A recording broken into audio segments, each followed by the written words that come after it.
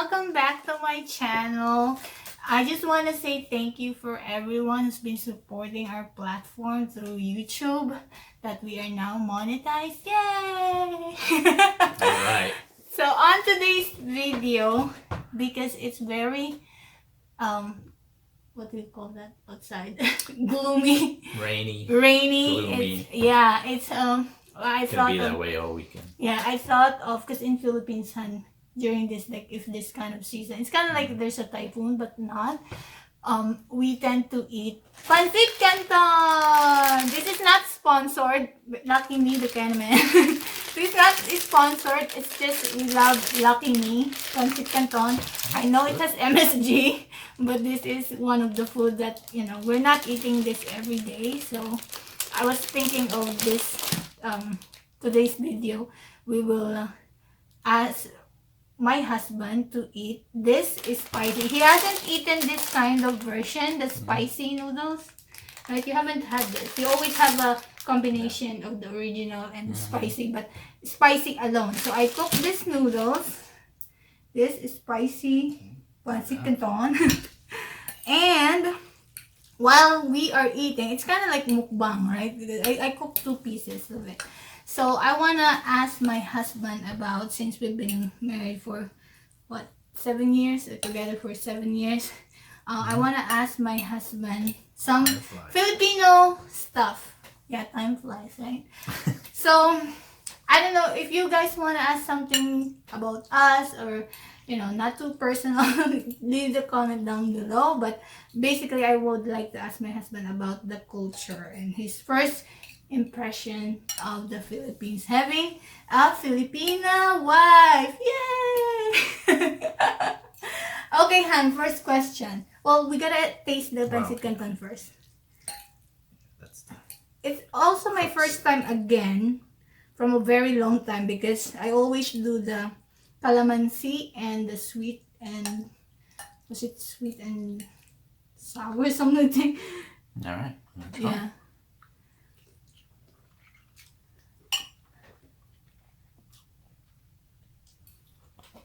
What do you think? I gotta adjust the camera. Well, yeah. It's got some kick to it. Kick, we mean hot spiciness. Yeah. Oh, wow. Yeah. You can see the little red, Yeah. spicy. I don't know if you can see it from here, but there's little red dots in there. Yeah. So, Han, And, what was your first impression of the Philippines? It's very hot.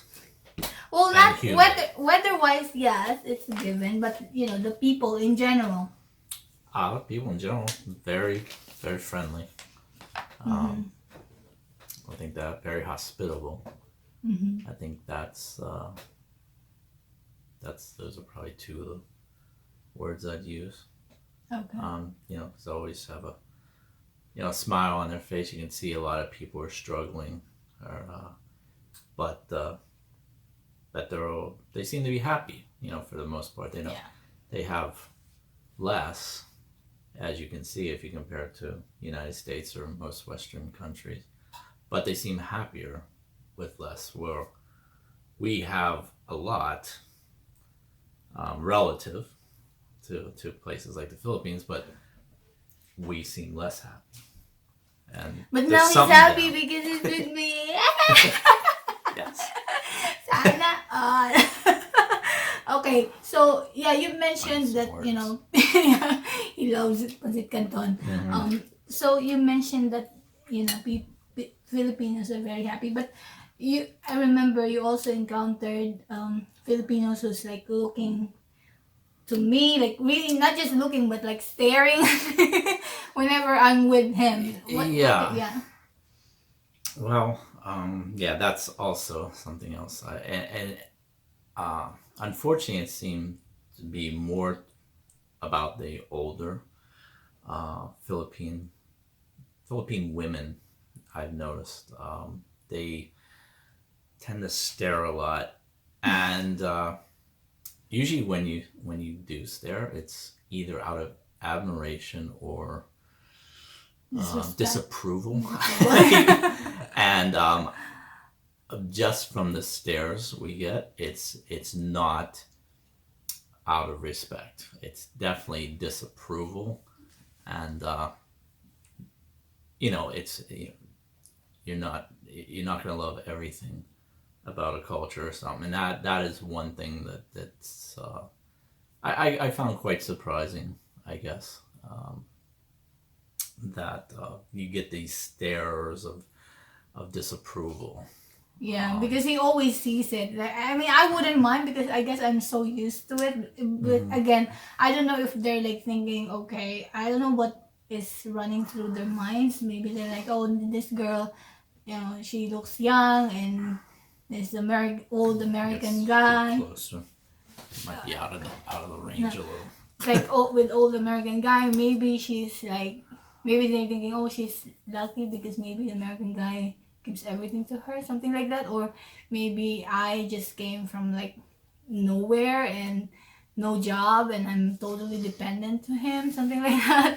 I don't know. Possible, but, yeah. I'm sure there's maybe a few things going through their minds. Mm-hmm. I can recall one time when we were in the Philippines at the resort, and our daughter was swimming in the pool, and everything seemed fine, and there was another couple there with their two children swimming in the same pool. It was only us, and I think I got there. You two went first, and then I came later. Everything seemed fine until I showed up, and they saw that I was with my wife and my daughter, and this couple all of a sudden turned very I guess that stare, that disapproving stare all of a sudden. Which I don't know why. What's the problem? And they kept that stare pretty much the whole time I was there. They weren't staring at me in so particular, but they were staring like straight ahead and not even acknowledging me at all, with these really, really disgusting look on their face, which I didn't know what I did to deserve that. I don't know. They obviously didn't, were making their assumptions about me or about us, and and the assumptions obviously weren't very good ones. So I thought, those are a few times that in the Philippines where I was, I guess I didn't feel welcome. I remember that was in Tagaytay. The few times, mostly feel welcome. I have to say. So, with that being said, do you see yourself like 10, 20 years from now retiring in the Philippines? It's possible. I mean, there's a lot of they have a lot of things going for them. The cities, especially the cities in Asia, are very developed. Manila is about as developed as any city in the world. It has everything you could want. Makati, BGC. I mean, he loves BGC. Those are honestly some of the most amazing places I've ever been. If you dropped me from the sky and I landed in BGC, I would think I was somewhere in Europe or the United States. I mean, I would never ever think I was in the Philippines. It has everything you could ever want, BGC.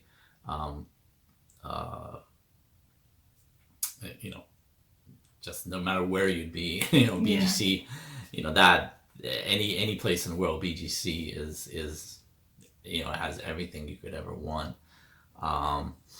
Once you get on the countryside, it's a little more difficult.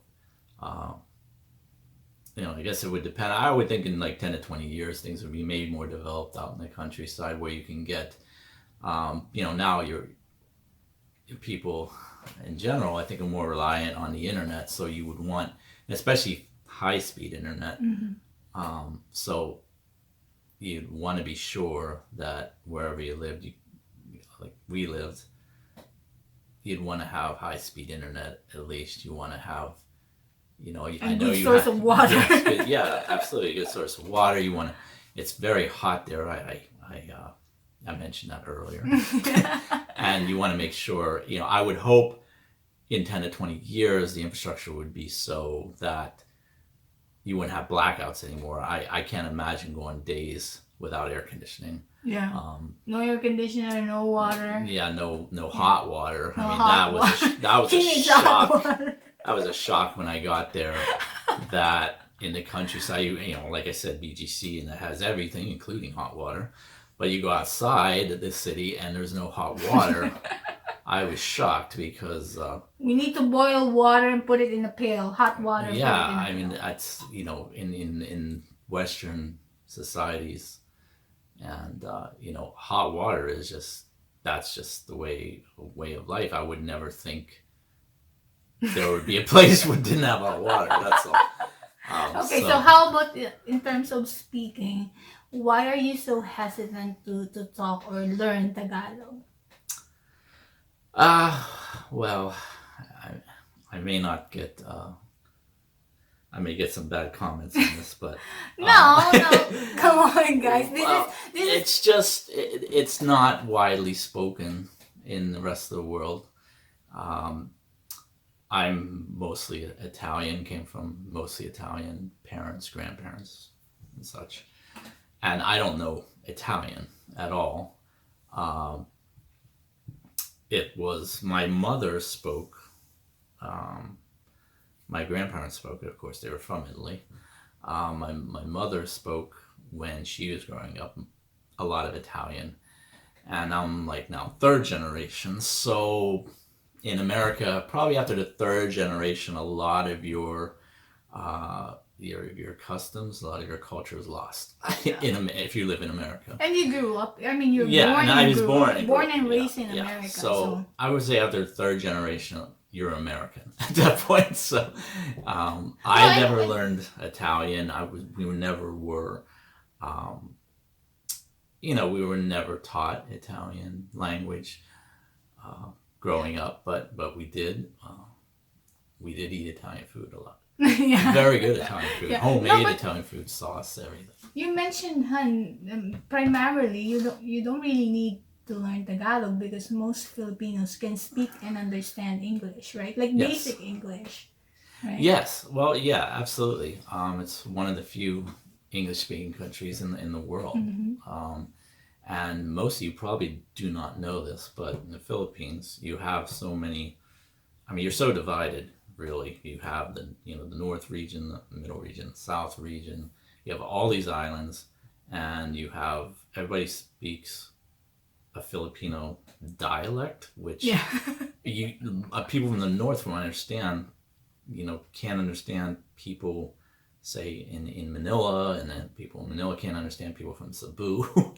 Yeah. And so English, maybe a lot of you probably don't know, English unites your country. It unites the people into one language because they can't understand each other in all their other in all the other different dialects. So this is the one.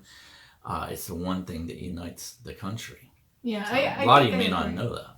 Yeah, I agree with you because you remember when we went to Nanay's, where Nanay was born in Bacolod. Mm-hmm. They speak different. Yeah, you said and people like talking to me. Like there's one girl, she's so annoying that she's talking to me in Visayas, in their dialect in Bacolod, and I said I can't understand you, and she's like, why you don't understand? Like she expect me to understand and speak their dialect, and I said I'm not born there and I'm not raised there, and my mother jumped in and like she's a U.S. citizen. I remember that. But she was like, she just stopped and like I don't need to teach them Visayas. It's not gonna get them anywhere in the world. But yeah, I mean we speak different dialects, and you go to Cebu and other places, Mindanao or Visayas, and up north we will never understand their dialect. But okay, so I guess expanding on that, I started talking about Italian, how I didn't learn Italian. Well, I guess a big reason also is it's not widely spoken outside of Italy. Outside of Italy, where are you going to speak Italian? Europe is it's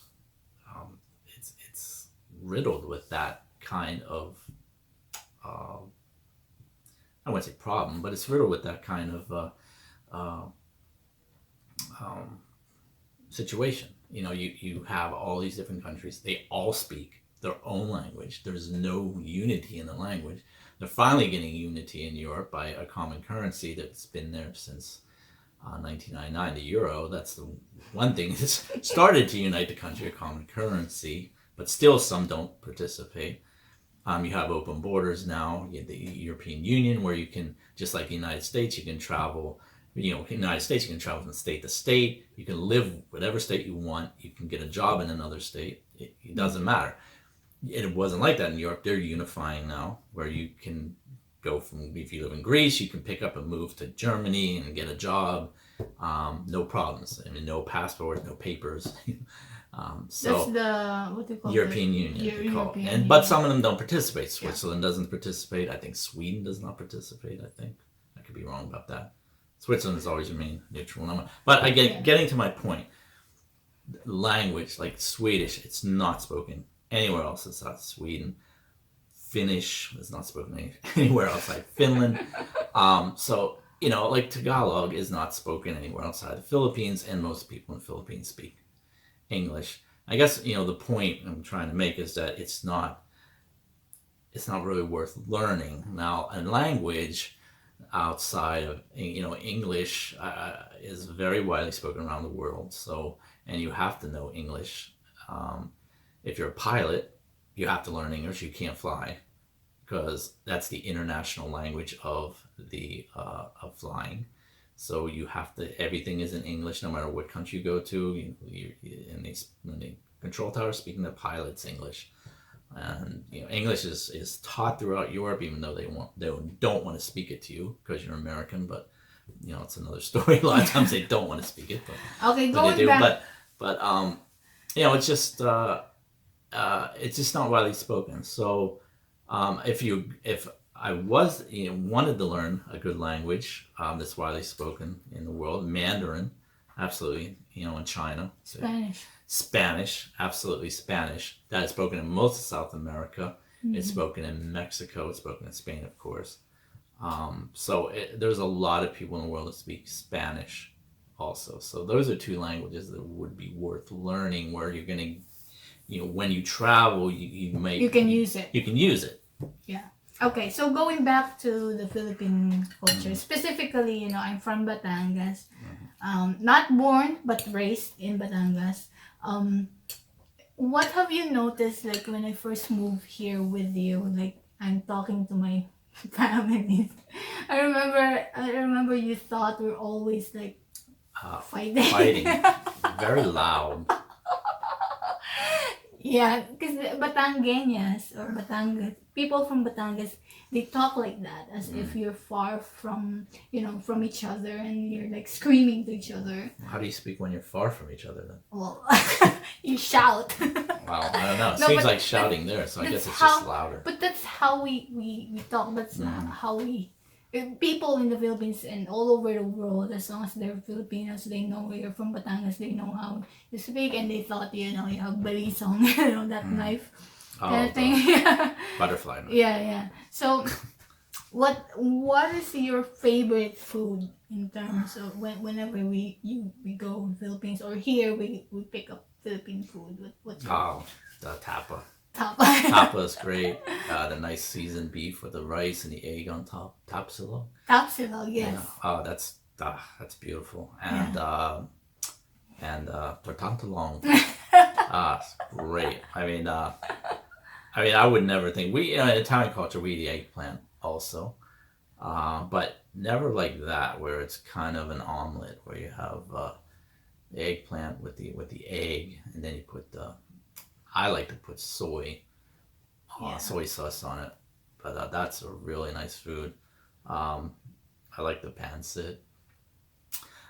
There's the list of foods in any culture that I don't like is a small list, I would think.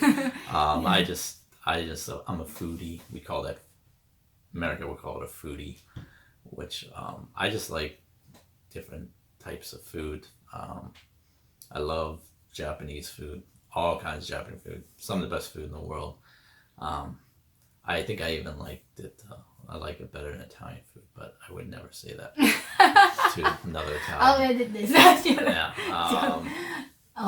But you know, whenever we go in the Philippines, do you prefer, at least for today, if I'm gonna ask you this question, like we go, let's say tomorrow in the Philippines, do you prefer to stay in Manila or Batangas? Uh, I staying in Manila is kind of like staying in any other city, major city in the world. So, when I go visit countries, I like to. I don't visit. I'm not like a sightseer. I'm not. I do sightseeing. Some things you need to see when you go to countries. But I'm more like I like to get into culture. How are people? I think you're out of camera. I like to, how the culture is. I like to get into the culture when I go to a country. So I would rather stay, in the countryside. I like the fact that life is simple. There in most cases, where you make your own food. I mean. I love food. the sidewalk food when you're driving down the road and you can pull over and get a nice hot meal very, very cheaply because people are cooking right on the side of the road. Now here in America, what you would do is pull over to McDonald's or Burger King and get that food and go back and drive, to your destination. That's the difference. That's your fast food there. I guess it's just nice home cooked food that people are preparing right on the side of the road. Well, but I'd rather be in Batangas when we visit. And then you have nice big malls out there too that aren't far away. Okay, let's have a bite. Yes. We got this nice food here and we're not eating it, so I'm hungry. Okay. So guys, there you go. You heard from my husband. Oh god, this is spicy. Wow. I got a lot of those red peppers. Okay. It's so spicy. I should not drink water because it spreads it around. Spreads it around. That's why I'm not drinking water. Should drink orange juice. Some kind of juice. Yeah. Neutralized. So we will have part 2 of this. It's just I feel like vlogging today, so I vlogged this opportunity. It's raining. Because it's raining and I can't understand what I'm doing on my class. So I need a break. This is a perfect time to, have a break and get to know my husband's perspective about Filipinos and Philippines in general, or culture. There's still a lot of culture that I have not introduced to him, but mainly like our, like our superstitious belief. I also told him this. I'm experiencing that little by little. So I have him experience that. Not much of an Italian culture in exchange of the Filipino culture because again he's born and raised in the United States. So unfortunately the Italian culture is lost on their generation, right? Third generation. Very much lost. I would think any culture. I mean, because the United States is a mixture of many different cultures. I would say. Yeah. After the third generation, it's probably getting to be lost or not totally lost at that point. Okay, guys. Next video will be about like your experience. Having a Filipino wife. Why you chose to have a Filipino wife over an American wife. And other stuff, and also I will make a video about like me having a foreigner husband, and I just want to say thank you to you, hon. He's a very good husband, very good father, and really nice person I can ever have. I will marry him every day, everywhere, in every country. Yeah, I'm very lucky to have him. Thank you so much. Thank And you. we'll I'm very create lucky also. we'll create more videos. So see you guys. Thank you all. Bye.